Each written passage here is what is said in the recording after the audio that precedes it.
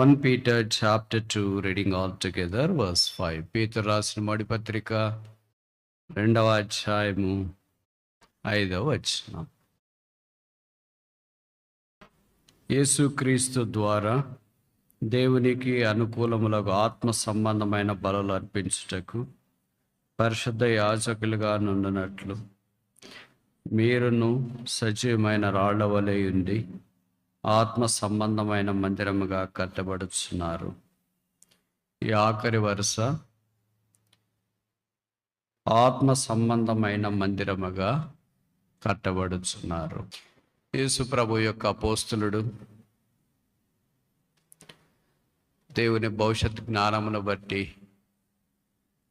పిలువబడిన పేతురు తనకు కలిగిన ప్రత్యక్షతను వెల్లడి చేస్తూ దైవావేశము ద్వారా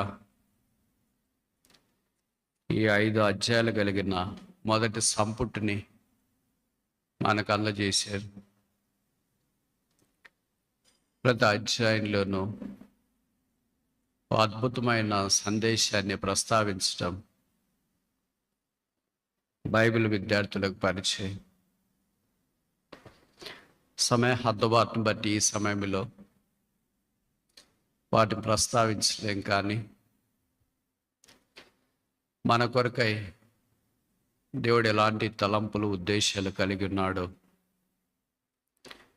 పేతురు చాలా విషయాలు రాయడం ఈ పత్రిక చదివే చదవర్లకు పరిచయం. అందులో ఒకటి మొదటి పేతురు 2:5 మీరును సజీవమైన రాళ్ల వలె నుండి ఆత్మ సంబంధమైన మందిరముగా కట్టబడుచున్నారు. ఆత్మ సంబంధమైన మందిరము అదృశ్యమైనది, కనబడనిది, పరసంబంధమైనది, నిత్యం ఉండేది, దేవుని ప్రణాళికలో ఉండేది. అంటే ఈ భౌతికమైన మందిరం కనపడేది తాత్కాలికమైనది, విడిచిపెట్టవలసిన గుడారం. ఆత్మ సంబంధమైన మందిరముగా మనము కట్టబడుట ద్వారా దేవునికి మహిమ, కట్టువాడు ఆయన్నే. మత్తయి 16:18 చెప్పబడింది, I will build my church upon this rock, the gates of the hell shall not prevail against it. ఈ బండ మీద నా సంఘమును కట్టుదును, పాతాళలోక ద్వారములు దాని ఎదుట నిలువనేరవు. కనుక ప్రభు కట్టువాడు, సాతాను పడగొట్టువాడు. ఈ రెండింటి మధ్యలో అనేక సార్లు మనం విసికి వేసారిపోయినప్పుడు పడిపోయిన మన వ్యక్తిగత, కుటుంబ, సంఘ జీవితాలను ఆయన కట్టి స్థిరపరిచి బాగు చేయవాడు అని మనకు పరిచయం. పరిశుద్ధ ఆత్మదేవుడు సహాయం చేసే కొలది ఆత్మ సంబంధమైన మందిరముగా ఎవరు కట్టబడుతున్నారు? అందరూ కట్టబడలేరు, పిలువబడిన వారు మాత్రమే కట్టబడగలరు. కనుక మొదటి విషయం ఏంటంటే the call for the spiritual building. ఆత్మ సంబంధమైన మందిరము కొరకు పిలుపు. కాల్ ద పీపుల్, పిలువబడిన వారు. పిలుచుట దైవ నైజం. చెడుదాని కొరకు కాదు, మంచి కొరకు. భౌతికమైన వాటి కొరకు కాదు, ఆత్మ సంబంధమైన వాటి కొరకు. క్షయమైన వాటి కొరకు కాదు, అక్షయమైన వాటి కొరకు. గతించిపోయే వాటి కొరకు కాదు, నిత్యమైన వాటి కొరకు. మనుషుడు అవిధేయుడని దేవుడికి తెలిసినా దేవుడు మనిషిని పిలుస్తూనే ఉన్నాడు.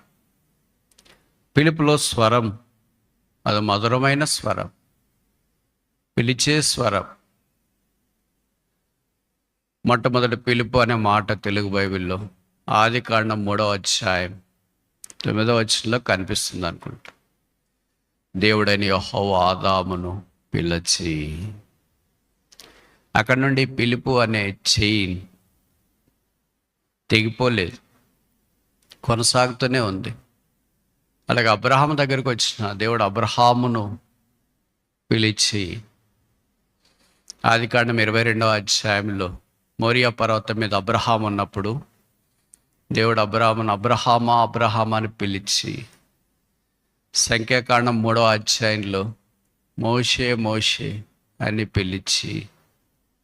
పిలుస్తూనే ఉన్నాడు. అపోస్తల కార్యాలు 9వ అధ్యాయంలో సౌలా సౌలా అన్న స్వరం ఆయన విన్నాడు. అలాగే యోహాను సువార్త 11వ అధ్యాయంలో యేసు నిన్ను పిలుచున్నాడని మరియమ్మ దగ్గరికి వచ్చి చెప్పిన కొంతమంది మనకు పరిచయం. లూకా సువార్త 19వ అధ్యాయంలో ఆయన జక్కయ్యని పిలిచి, మనుషులు మారారు, పరిస్థితులు మారాయి, పిలుపు మారలేదు. ఆదాము మారాడు, అబ్రహాం మారాడు. ఒక్కొక్క సందర్భంలో ఒక జాగ్రఫికల్ లొకేషన్లో దేవుడు పిలిచినాడు. కానీ ఆయన పిలుపులో ఉన్న మాధుర్యం, పిలుపులో ఉన్న ప్రేమ, పిలుపులో ఉన్న ఆప్యాయత, పిలుపులో ఉన్న అనురాగం తగ్గిపోలేదు. కట్టుట కొరకే దేవుడు పిలిచినాడు, పిలుస్తూనే ఉన్నాడు, పిలువబోతున్నాడు. అందుకే పేతురు ఆ పిలుపును జ్ఞాపకం చేస్తున్నాడు. వారు కూడా సముద్ర తీరాన్ని చేపలు పడుతూ తమ వలలు శుభ్రం చేసుకుంటున్నప్పుడు ప్రభు వారిని పిలిచినాడు, follow me, I will make you fishers of man. నన్ను వెంబడించి నేను మిమ్మల్ని మనుషులను పట్టు జాలర్లుగా చేస్తా. దేవుని పిలుపుని అతి సన్నిహితంగా వారు విన్నారు, అనుభవించినారు, ఆగ్రాణించినారు. ఆ కారణం చేత ఆధ్యాత్మికమైన ఆశీర్వాదంలోనికి వారు తీసుకురాబడ్డారు. ఆ పిలుపుని గురించిన ప్రస్తావన మొదటి పత్రికలో పేతురు 5 సందర్భాల్లో జ్ఞాపకం చేస్తూ వచ్చినాడు. మొదటిది పేతురు రాసిన మొదటి పత్రిక 1వ అధ్యాయం 1 Peter chapter 1 verse 15 1:15. తెలుగులో మనకు 14-16 కలిసి ఉన్నాయి. నేను మధ్య భాగం చూద్దాం. మిమ్మల్ని పిలిచిన వాడు పరిశుద్ధుడై ఉన్న ప్రకారం మీరును సమస్త ప్రవర్ధన యందు పరిశుద్ధులై ఉండడి. Call to be holy. పరిశుద్ధులుగా ఉండట కొరకై ఆయన మనల్ని పిలిచినాడు. అందుకే వాక్యంలో చెప్పబడుతుంది, be holy as I am holy. నేను పరిశుద్ధునై ఉన్న ప్రకారము మీరును పరిశుద్ధులై ఉండుడి. ఆయన పరిశుద్ధుడు కాకుండా మనల్ని పరిశుద్ధులుగా ఉండాలని పిలవలేదు. ఆయన ఏదైనా చెప్పకముందు చేసేవాడు, చేసి చెప్తాడు. ఆయన ఏమి బోధిస్తున్నాడో అది చేస్తున్నాడు. కనుక ఆయన పరిశుద్ధుడు పరిశుద్ధుడు పరిశుద్ధుడు అని 2 సార్లు యెషయా గ్రంథం 6లో, ప్రకటన 4లో ప్రస్తావించబడింది. అర్థం ఏంటంటే పాత నిబంధనలో ఆయన పరిశుద్ధుడు పరిశుద్ధుడు పరిశుద్ధుడు, కొత్త నిబంధనలో కూడా ఆయన పరిశుద్ధుడు పరిశుద్ధుడు పరిశుద్ధుడు. అందుకే పేతురు 1వ అధ్యాయము 1వ పత్రికలో శుమ్మలు తెలియచేసే సందర్భంలో కూడా అదే మాట ప్రస్తావించిన సంగతి మనకు పరిచయం. 2వ వచనం 1 Peter chapter 1 verse 2. ఆత్మ వలని పరిశుద్ధత పొందిన వారై. పరిశుద్ధత పరిశుద్ధత. మరి ఎలా మనం పరిశుద్ధపరచబడగలము?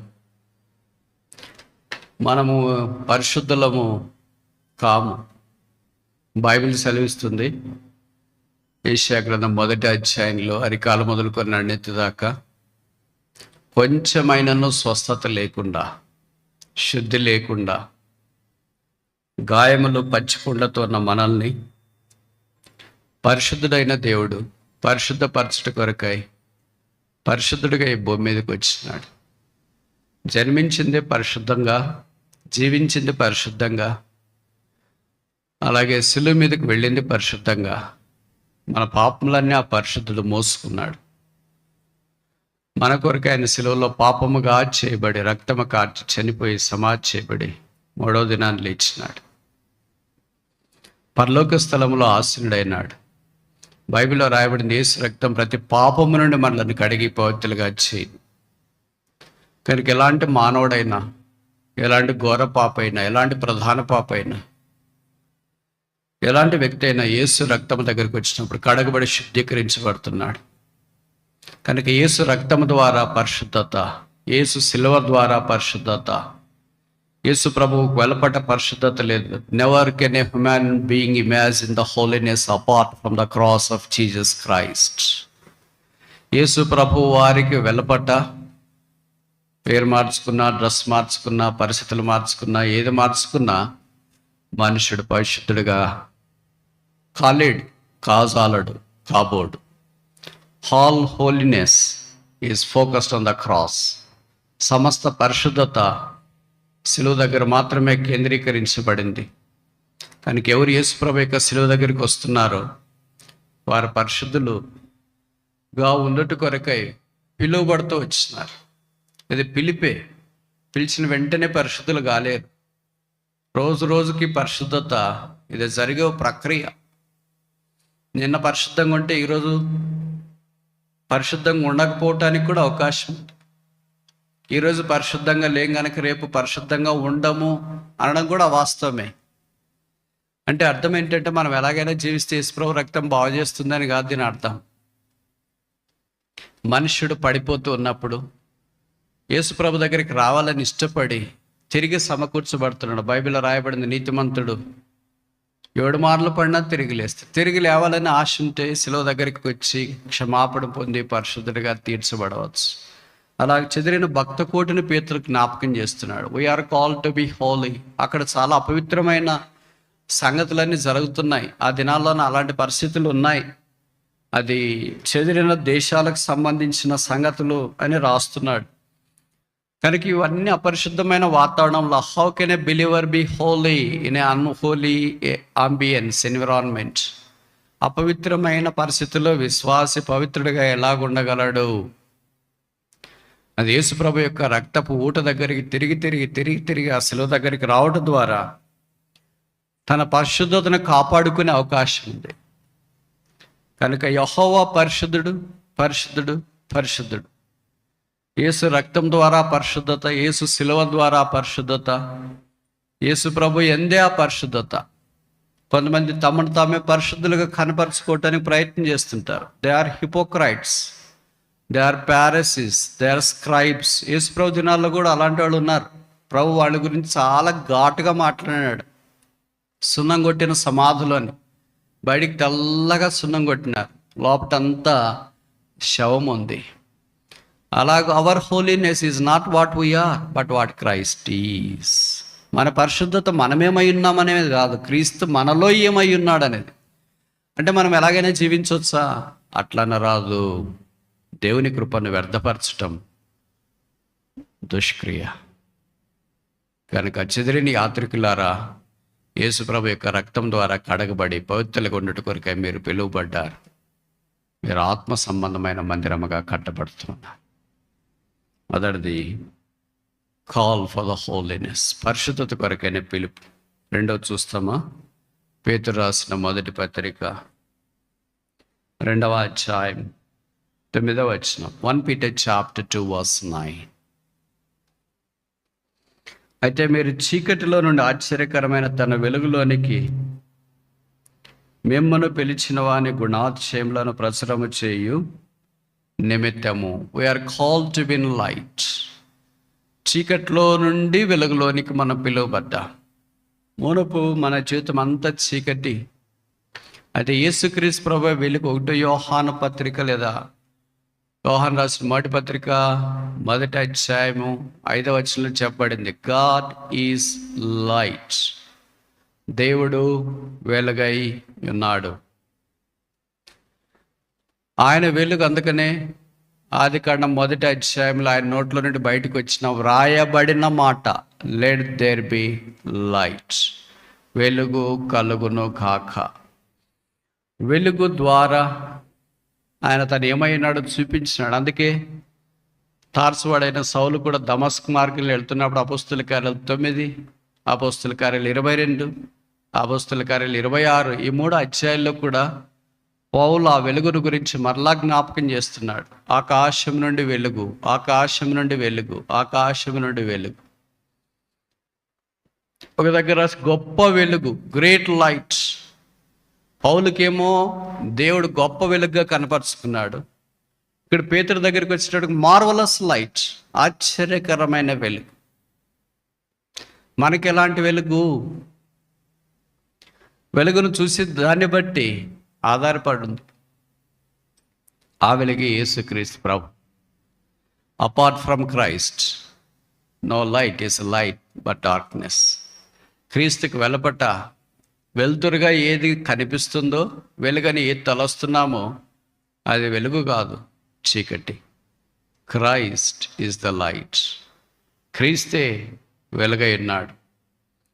కొండ మీద ప్రసంగంలో యేసుప్రభువు వారు అన్నారు శిష్యులను గురించి, are the light of the world, మీరు లోకమునకు వెలుగై ఉన్నారు. కనుక ప్రభువు మనల్ని వెలుగుగా సిద్ధం చేస్తున్నాడు. ఈ వెలుగు ప్రకాశిస్తూ ప్రకాశిస్తూ అధికంగా ప్రకాశించాలి. కానీ విషాదం ఏంటంటే రోజులు గడిచే కొలది మనలో వెలుగు తగ్గిపోతూ ఉంటుంది. వెలుగు తగ్గిపోతే ఏమైద్ది? చీకటి క్రమేణా ఆవరిస్తుంది. తర్వాత వెలిగించబడిన ఆ ఒత్తి లేదా ఆ దీపము ఆరిపోయే అవకాశం ఉంది. అది బూడిదగా చేయబడే అవకాశం ఉంది. ఆవిడ ప్రభు ఏర్పాటు చేసిన ఉద్దేశం మన విషయమై నిరక్తకమయ్యే అవకాశం. కనుక ఓ యాత్రికులైన క్రైస్తవులారా, మీరు ఆయా స్థలాల్లో శ్రమలను బట్టి చెదిరి ఉన్నారు. మీరు వెలుగు సంబంధాలు ఉన్నట్టు కొరకే పిలువబడ్డారు. లోకమే చీకటి. యేసుప్రభు దినాల్లోనే చెప్పాడు, ఈ చీకటి లోకములో అక్కడక్కడ యేసుప్రభు యొక్క రక్తం ద్వారా కొనబడిన వ్యక్తులు వెలుగుగా కనపడాలని దేవుని యొక్క ఉద్దేశం. అందుకే దీపాలన్నీ ఒకే దగ్గర పెట్టరు, లైట్లన్నీ ఒకే దగ్గర పెట్టరు, అక్కడక్కడ పెడతారు. ఎందుకని? అంత కవర్ కావాలని. మనకే కవర్ కావాలని ఆశ ఉన్నప్పుడు దేవుడికి కూడా కవర్ కావాలని ఆశ ఉండదా? అందుకే దేవుడు ఒక్కొక్క ఉద్యోగమనో, స్థానమనో, ప్రాంతమనో, జాగ్రఫికల్ లొకేషన్లో ఉంచినాడు అందరిని కవర్ చేస్తామని. కానీ ఎలగట్లేదు, మరి ఏం చేస్తాం? అందుకే కవర్ కావట్లేదు.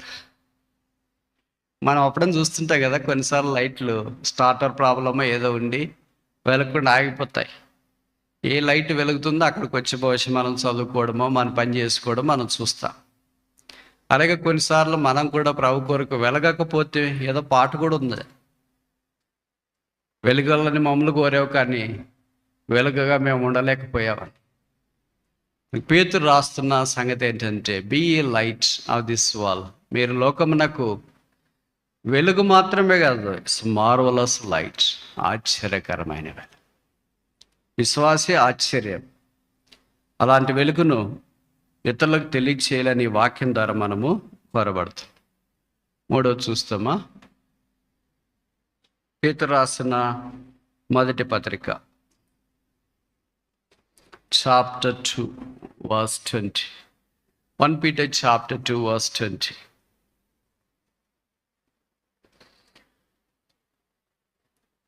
తప్పిదమునకై పేతురు రాసిన మొదటి పత్రిక 2:20. తప్పిదమునకై దెబ్బలు తినినప్పుడు మీరు సహించినడలా మీకు ఏమి ఘనము?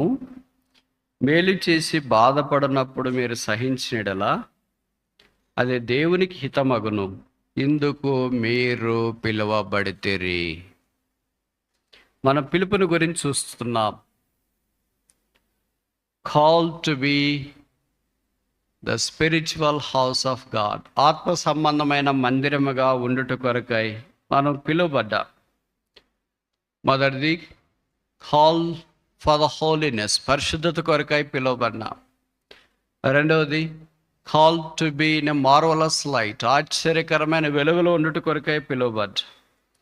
మూడవది, ఇది వింతైన పిలుపు, మనలో చాలామందికి ఇష్టం లేని పిలుపు, నాకైతే అస్సలు ఇష్టం లేదు. కాల్ ఫర్ ద సఫరింగ్, శ్రమల కొరకై పిలువబడ్డా.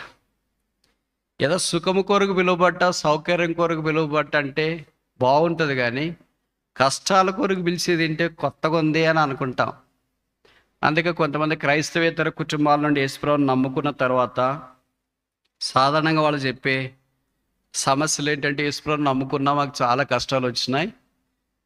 మా కష్టాలు వచ్చినా మేము ఈ కష్టాలు భరిస్తాం, కానీ ఇరుగు పొరుగు మా బంధువులు అంటారు, మీకు ఈ యేసుప్రభు దేవుడు అన్నారు కదా, ఇన్ని కష్టాలు ఎందుకు వచ్చినాయి, మరి తీర్చమని ఆయన్ని మేము కూడా నమ్ముకుంటాం. మీరు చదువులో ఫెయిల్ అయ్యారు కదా, పాస్ చేయమను. మీకు ఉద్యోగం రాలేదు కదా, ఉద్యోగం వచ్చేటట్టు చేయమను. పెళ్లి కాలేదు కదా, పెళ్ళి వచ్చేటట్టు చేయమను. అలాగే ఇల్లు లేదు కదా, పలానా లేవు కదా, అవన్నీ వచ్చేటట్లు చేయమను. మేము కూడా యేసుప్రభువుని నమ్ముకుంటాం. పైపెచ్చు మీరు అన్ని విషయాల్లో నష్టమే. ఇంకా మీకు రోగం వచ్చింది, బలహీన పరిస్థితి అయ్యారు, చదువు అంటట్లేదు, ఉద్యోగ ప్రయత్నాలు సఫలం కావట్లేదు, తర్వాత ఏంటి ఇంకా వివాహ ప్రయత్నాలు కుదరట్లేదు, ఇల్లు వాకిలి ఇలాగ రకరకాలన్నింటిలో మీకు నష్టమే ఉంది. ఎందుకు నష్టమైందో తెలుసా? వాళ్ళే చెప్తారు కారణం కూడా. అది సహేతుకమైన కారణం కాదు. మీరు యేసుక్రీస్తు ప్రభువుని నమ్మినందుకు, మామూలు విడిచిపెట్టినందుకు. మామూలు అంటే అర్థమైంది కదా. అందుకని ఇవన్నీ మీకు వచ్చినాయి, ఇప్పటికైనా మీరు తిరిగి రండి, అన్నీ బాగుపడతాయని వాళ్ళు చెప్తారు. అది కొన్నిసార్లు ఎలాగుంటుందంటే, అప్పుడే రక్షించబడిన వాళ్ళకి, ఇబ్బందులు గుండా వెళ్తున్న వాళ్ళకి నిజమేనేమో సందేహం కలిగిస్తుంది. శత్రువు యొక్క పని ఏంటంటే డౌటింగ్ స్పిరిట్, సందేహం కలిగించే ఆత్మ. అవ దగ్గరికి వచ్చినప్పుడు కూడా సర్పం అలాగే చెప్పాడు, దేవుడు ఇది చెప్పానా, did God say like this, ఇలాగ చెప్పాడు తినొద్దని. అలా ప్రశ్నించిన వెంటనే మనకేమొస్తుందంటే 50-50, అంటే ఒక 50% నిజమా, ఒక 50% అవును అనే అనుమానం, సందేహం కలగడం సహజం. కనుక ఆ దినాల్లో క్రైస్తవులు పేతురు దినాల్లో చాలా శ్రమలు గుండి వెళ్తున్నారు. చెప్పనలవి కానన్ని శ్రమలు, నోటితో మనం చెప్పలేమనుకుంటా. ఆయన రాశాడు, అగ్ని వంటి మహాశ్రమలు. మన చిన్న శ్రమలని మనం తలంచేవే మనకి చాలా ఇబ్బందిగా ఉంటే, మహాశ్రమలు ఇంకెంత ఉంటాయి, అగ్ని వంటివి ఇంకెంత ఉంటాయి. అంటే అటు ఇటు తేల్చేసేది అగ్ని.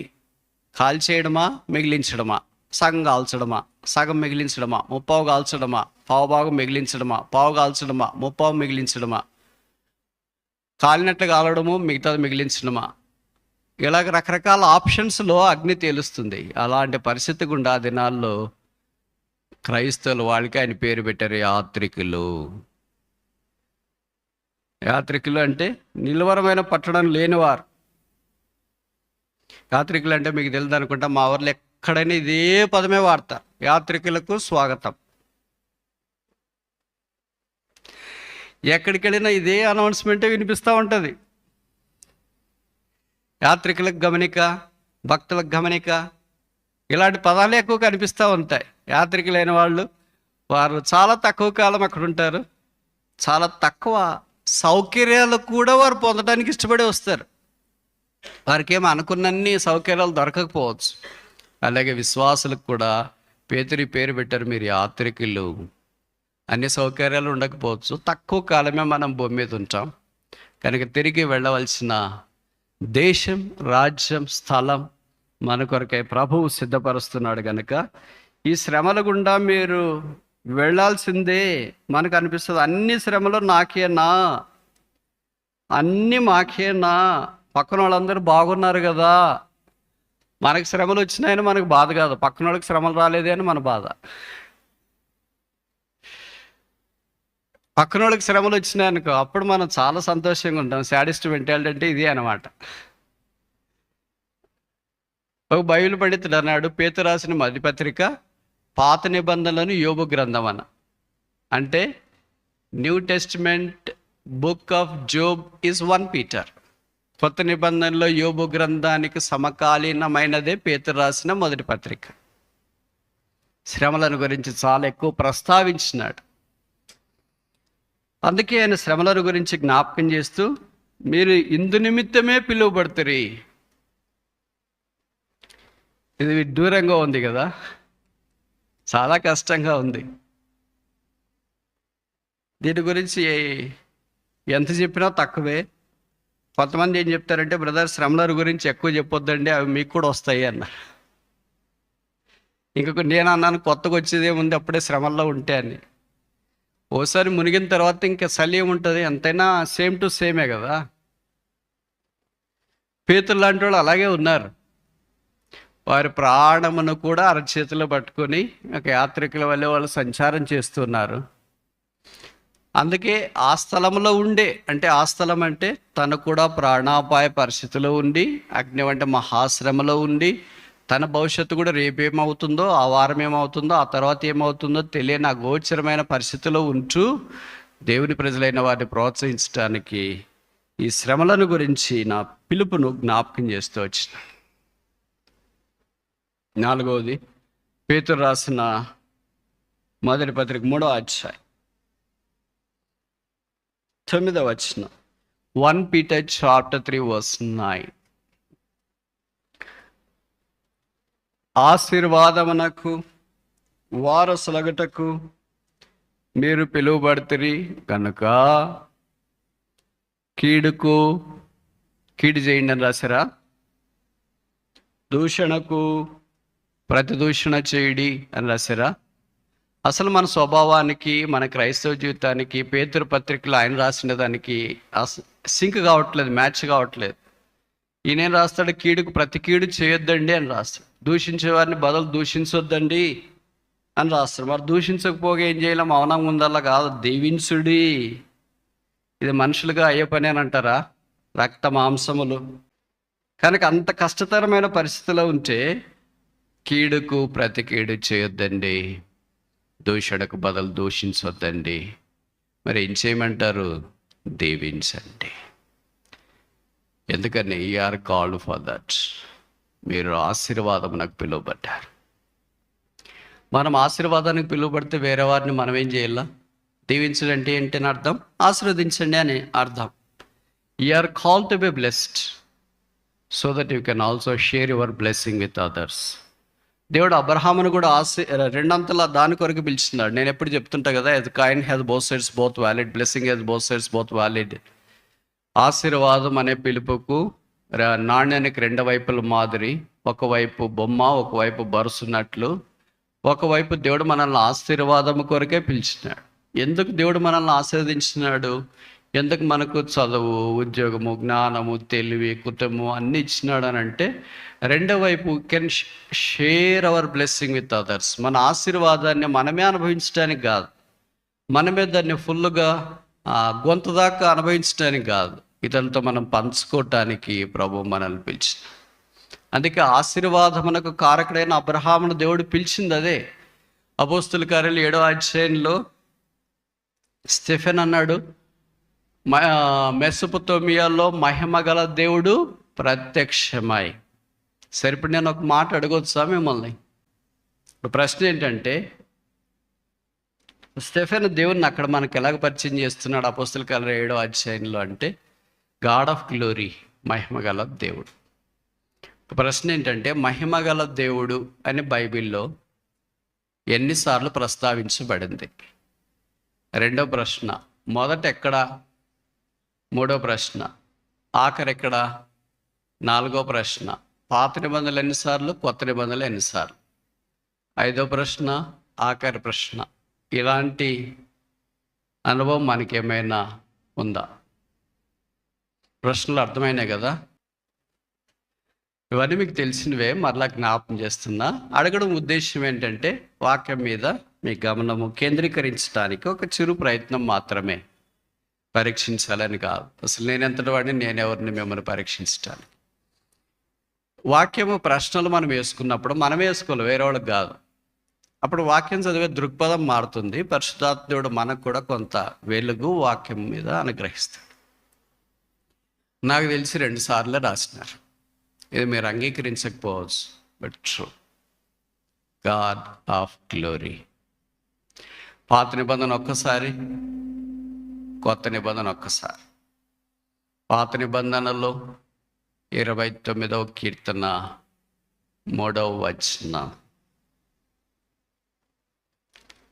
Psalm 29 verse 3.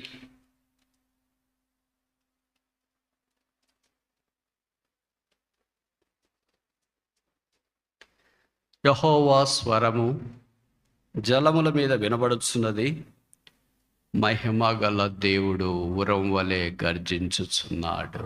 The God of glory.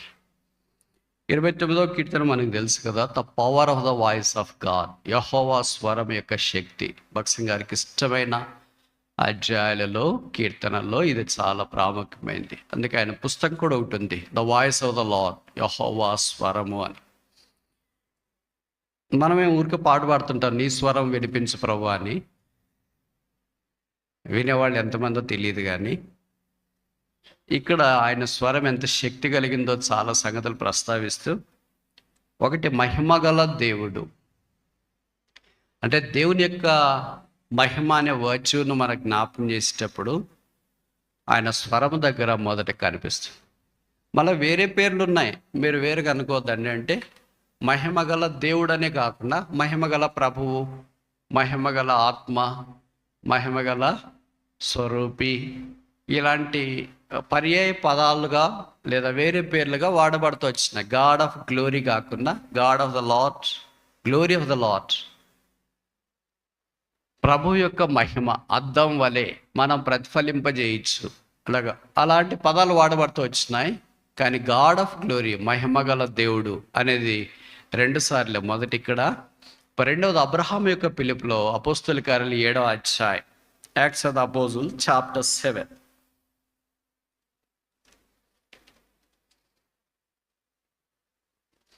Verse 2, 7వ అధ్యాయం 2వ వచనం. మహిమగల దేవుడు అతనికి ప్రత్యక్షమై. కనుక పిలుపు దగ్గర మనకు ఆయన మహిమను జ్ఞాపకం చేస్తున్నాడు. అందుకనే మనం ఆశీర్వాదమునకు పిలువబడ్డాం. అబ్రహాము ఆశీర్వాదమునకు పిలువబడ్డాడు, ఆయన ఆశీర్వదించబడ్డాడు, అనేకులకు ఆశీర్వాదకరంగా ఉన్నాడు, ఉన్నాడు కూడా, ఉండబోతున్నాడు కూడా. అందుకని పాత నిబంధనలో అబ్రహాం పేరు ప్రస్తావించబడినట్లుగానే కొత్త నిబంధన మొదటి పుస్తకం, మొదటి అధ్యాయం, మొదటి వచనము అబ్రహాంతోనే ఆరంభం అవుతుంది. మత్తయి సువార్త 1వ అధ్యాయం 1వ వచనం, అబ్రహాము కుమారుడైన దావీదు కుమారుడైన యేసుక్రీస్తు వంశావళి. What a great beginning and blessing is this. ఎంత రమ్యమైన ఆశీర్వాదం ఇది. దేవుడు మొదటి స్థానంలో మనల్ని ఉంచాలని కోరుతున్నాడు. ఆశీర్వదించబడి ఆశీర్వాదమునకు కారకులుగా ఉండాలి అని అంటే, దేవుడు మనల్ని మొదటి స్థానంలో ఉండాలంటే ఇక్కడ రాసిన షరత్ ఏంటి? కీడుకు ప్రతి కీడు ఎవరికి చేయొద్దు, దూషణకు ప్రతి దూషణ ఎవరికి చేయొద్దు. మరి సైలెంట్గా ఉంటానులే ప్రభు అంటే సైలెంట్గా కూడా ఉండొద్దు. మరి ఏం చేయాలి ప్రభు అంటే వారిని దీవించు. ఇది అయ్యే పనే ప్రభు, అందరు నీ వలె చేయాలంటే ఎలాగైంది? That's what we are called for. అలాగుండుట కొరికే మనం పిలువబడ్డ. మనలో చాలామంది ఇలాగ ఆశీర్వాదం పొందుకోకుండా ఉండటానికి కారణం ఇలాంటివే. ఈ బేసిక్ మిస్టేక్స్ చేస్తాం. ఈ చిన్నవే, చేయగలిగినవే, కానీ చేయలేము. అందుకే మనం ఆశీర్వాదం యొక్క సమృద్ధిలోనికి రాలేకపోతాం. అబ్రహామును ఆశీర్వదించిన దేవుడు ఇది మనల్ని కూడా ఆశీర్వదించాలని కోరుతాడు. అబ్రహాంతో దేవుడు చెప్పాడు, నిశ్చయం నేను నిన్ను ఆశీర్వదిస్తా. ఏదో సరదాగా చెప్తున్నావేమో ప్రభావ, లేకపోతే మాట వరుసకి చెప్తున్నావేమో ప్రభావ, కానీ చెప్పాలని చెప్తున్నావేమో ప్రభావ కాదు. I will bless thee surely. ఓ పాట కూడా ఉంది కదా, నిశ్చయంగా నేను దీవించేది. నిశ్చయం అంతే. మనం చెప్తేనే పిల్లలు ఎవరైనా మాట్లాడుకునేటప్పుడు ఏమన్నా అసలు అంటారు కదా, రేపు మీటింగ్కి వస్తారంటే ఎస్ షూర్, ప్రామిస్. మనం షూర్ అంటాం, ప్రామిస్ అంటాం, రియల్ అంటాం, ఇవన్నీ మనం వాడే పదాలు. ప్రభు అంటున్నా absolutely sure, doubly sure, I want to bless you. యేసు ప్రభువులో ఈ ఆశీర్వాదం, ఇది ఆధ్యాత్మికమైన ఆశీర్వాదం, భౌతికమైన ఆశీర్వాదం. మన చదువు అనుకోండి మనతోనే, మన ఉద్యోగం అనుకోండి మనతోనే, మనకు సంబంధించింది ఏదైనా అనుకోండి మనతోనే ఉంటుంది. అయితే ఆత్మ సంబంధమైన ఆశీర్వాదం మన చుట్టూ వ్యాపిస్తుంది. It spreads around. ఆ అత్తరు ఇల్లంతా వ్యాపించింది. ఆ ఇల్లు అత్తరు వాసనతో నిండాను. కనుక దేవుడు ప్రతి ఒక్క విశ్వాసిని వారున్న స్థలంలో, వారున్న గ్రామంలో లేదా ఇంట్లో, చుట్టుపక్కల పరిసరాల్లో, స్థానిక మందిరంలో ఆశీర్వాదంగా ఉండాలని కోరుతున్నాడు. అది ఆయన వల్లే సాధ్యం. ఎలాగుంటాం ప్రభు? రక్షణ పొంది 5 ఏళ్ళు అయింది, 10 ఏళ్ళు అయింది, ఉండట్లేదే. బహుశా మనం ఇది చేయట్లేదేమో. వాళ్ళు అలాగా ఆశీర్వదించబడ్డారు. ఎందుకని? బహుశా వాళ్ళు అది చేస్తున్నారేమో. ఈ దినము మనం కూడా ప్రభువా ఇలాంటి విషయాల్లోనే మేము తప్పిపోయి మీ ఆశీర్వాదం యొక్క సంపద సమృద్ధి నిధిలోనికి రాకుండా దూరంగా వెళ్ళిపోయాం. విశ్వాసులు చాలా మంది ఈ దినాల్లో నేను చూస్తున్న విషయం ఏంటంటే బేసిక్స్ వై మిస్, మూల సూత్రాలు మనము మానివేస్తాం. పట్టింపు లేదనుకుంటాం. మనకేంటంటే చాలా వచ్చు కదా, ఇంక ఇది ఎందుకు అని అనుకుంటాం. Every super structure is built an a strong foundation. If the foundation is not strong, no superstructure would withstand. మన పునాదిన ప్రాథమికమైన సంగతులు సరిగా లేకపోతే ఎంత బయటికి కనిపించి పెద్ద స్ట్రక్చర్ అయినా నిలవదు. అటువలే మీరును ఆత్మ సంబంధమైన మందిరం వల్లే ఉండుట కట్టబడుతున్నారు. ఇప్పటిదాకా ఆత్మ సంబంధమైన మందిరముగా దేవుడు కట్టాలని కోరి ఎలాగ పిలిచినాడో పేతురు రాసిన మొదటి పత్రికను ఆధారం చేసుకుని 4 విషయాలు చూసిన. మొదటిది, కాల్ టు బి హోలీ, పరిశుద్ధులుగా ఉండట కొరకై మనము పిలువబడుతూ వచ్చిన. రెండవది, call to be in light, ఆశ్చర్యకరమైన వెలుగు లేదా వెలుగుగా ఉండట కొరకై పిలువబడ్డ. మూడవది, కాల్ టు సఫర్, శ్రమ పొందటానికి మనం పిలువబడుతూ వచ్చిన.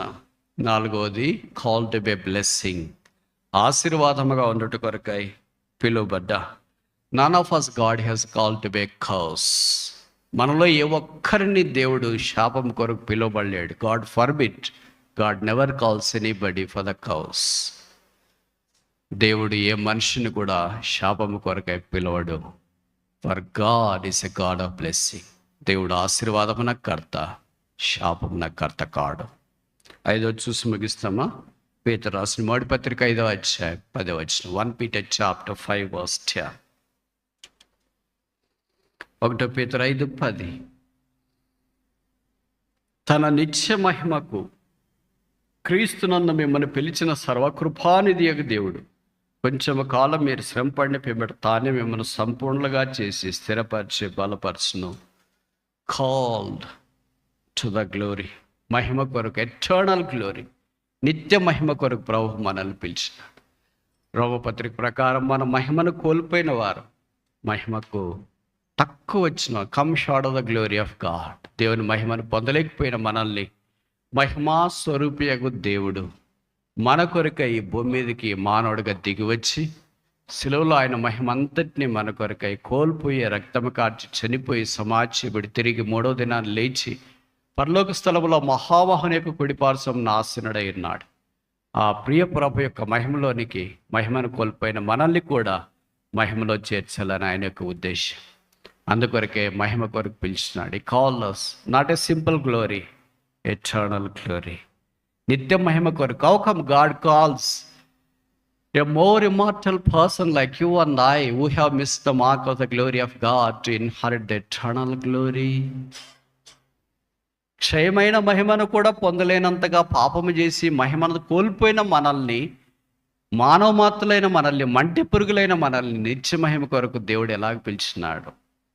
It's a mystery. అందదు, నా జ్ఞాపకం రాదు, గుర్తు రాదు. How can I be a inherent of eternal glory?